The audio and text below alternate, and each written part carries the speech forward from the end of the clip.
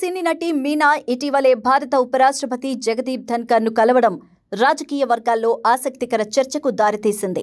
ఢిల్లీలో జరిగిన ఈ భేటీకి సంబంధించిన ఫోటోస్ ప్రస్తుతం సామాజిక మాధ్యమాల్లో వైరల్గా మారాయి.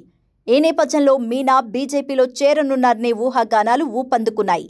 ఇక ఒకప్పుడు తమిళ చిత్ర పరిశ్రమలో అగ్ర కథానాయికగా పేరు పొందిన మీనా 45 ఏళ్ల సుదీర్ఘ సినీ ప్రస్థానంలో తెలుగు, తమిళం, మలయాళం, కన్నడ వంటి పలు భాషల్లో నటించి విశేష ప్రేక్షకాదరణ పొందారు.